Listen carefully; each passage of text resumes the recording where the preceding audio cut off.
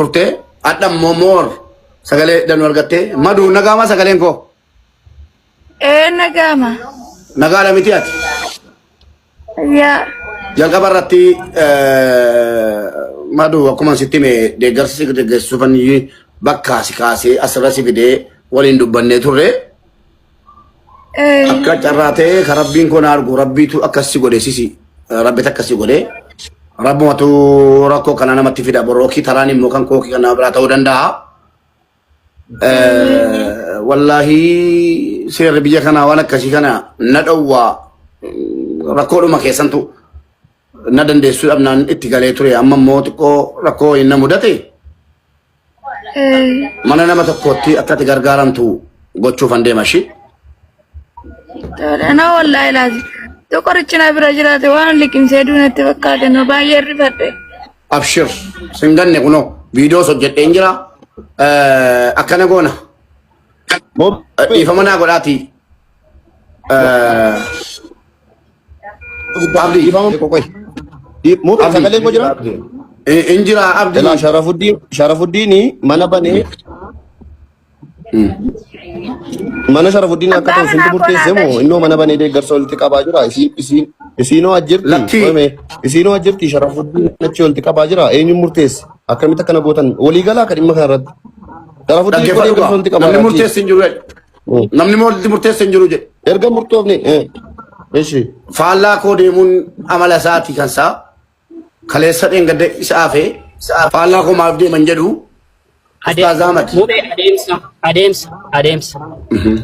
adeemsa abdii adeemsa elaa dhaggeeffadha bakka kanatti waa tokko hubadha anatu social media kanarratti famasoonni eessa jirtu abaluu jedhee maqaa guutuu keessanii dhahee inni viidiyoo sana ana isani dalage sana fuudhee dalage anuu nan gargaarsisa dhimma gargaarsaa yoo ta'e atiyyuu mana bantee gargaarsisuu dandeessa anuu nan gargaara jedhee ture si galaa jira innis waan biraatiif miti akka hammeenyatti hin fudhanne ammas isati anaaf hin danda'amu jette kanaaf jedhee tarii naaf hin danda'amu sati jette kanaaf jedhee ani nan gargaarsisa jedhee ta'uu danda'a. Lakki ustaaza kiyya lakki maa kunoo viidiyoon qabaman kan dhufi. Mubarak. Eengadda intalli suni kiristaana gati intala kiristaana gati taateef isin kun maqaan si gati madiinaa ta'eef jedheeyyuu amantaa keessa iyyuu nu baaseera mucaan. Maalidha kana boriif dhiibne nu haasofsiisinaa gara. Amma warri namni mana tokko ijaaru citaa wal jalaa natu ilmaan kiyya. Amma kana goonu abdi mana na balu dandeessa. Mubena obsi. Nabasa baba na dubbata dhibbani dubbata. Jechu Ustaz Ahmad illee ta abdi illee amma itti dhiisaati. Sharafuddin ittaafufu haa dhaabatullee sab'itti deebina. Amma dura iddoo isiin itti gargaaramtuuf sa'aatii itti gargaaramtu qofa Mubaarak maqaan otuqiiti achi booda gara kanatti goona ka jalqabamee achirra deebinaa jiran. Yoo tole jedhe abdi geetaachoo qabuun barbaadu dhiisi an akkaawuntii koo abdi geetaachoo vaayiraaliin koos du'aadha obboleessi koo Asladdiin Muhammad ittan kennaan aslii na gargaarsiisu Akkasmiti abdii koy. Jarana eegal Ahmad. Miidiyaa irra jirtu abdeeti. Ahmad. Natti fakkaata. Ila akkana godha Mubaarak. Aamee koo ustaaz waan hin beeknetu jira.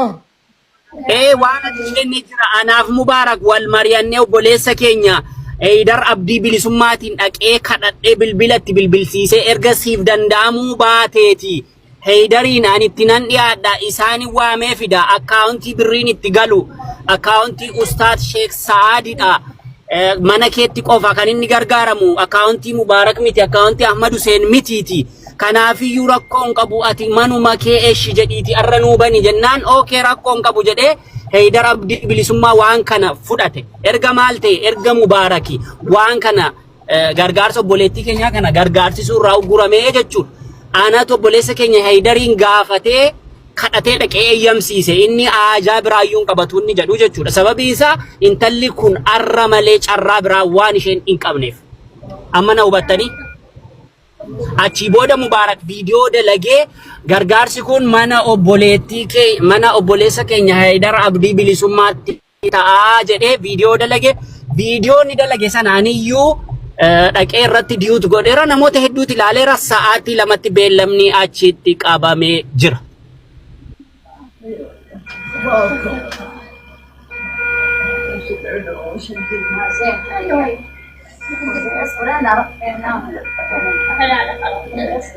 Dhageessaniitu mini? Mubaarak maal? dhageenyarra ustaas dhageenyarra laamee ustaas ilaamee gaa silaa waliin mari'anneeyyi xaxanii itti himtanii haydariin akkaawuntiin silaa kan ustaas Sa'adi miti dhageessanii uummato akkaawuntiin kan ustaas Sa'adi manni immoo ustaas Ahmad dhaqanii isuma dhugumaa dubbachuudhaaf dhaqanii kadhatanii itti matanii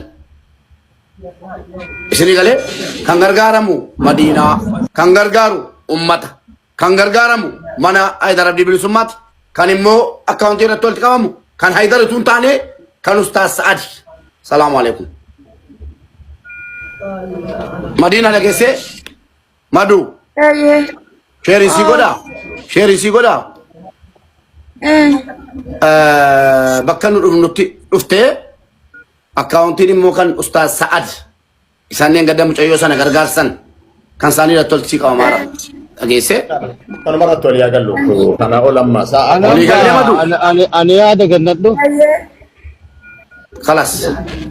Ustaaz Ahmad Bansiisaa Haydariin. Mubaarak. Oyyee. Yaadni ani gannadhu qarqaarsi jalqabame ni miti. Uummata akka dalaynaa miti numartu namni mana tokko ijaaru citaa waliin saamudhani. Amma qarqaaraa jirullee ittuma fufee mana darsaa jettanitti illee baname akkasuma yoo kan gaarii na fakkaata maraayyuu qulqullaalaan. Ka amma gargaaramaaru akkaawuntii kamirra gargaaraaran. Akka namni garagaran taane akkaawuntiin lama ta'edha. Akkaawuntiin lama ta'e akkaawuntii ilaallee kaane akkaawuntii ani iyyuu miira keessa galeen kanan ol seenaa jiru akkaawuntii nama biraa irratti sassaabama taanaan dubbiin kun dubbii xuruu miti jedhee amma gaafa wal bira kompeer goone ilaallu akkaawuntii masaa irratti gargaara yeroo itti fakkaata. kan ustaas Akka sana maraallee kaane. Asumarratti jalqabeera gargaarsa achiiti inni kunis manni haa banamuuti manni kun haa banamu haa jalqabamu. tolee tolee baabaash. Ayyee galatoomaa. Ustaaz Ahmad maal jettan?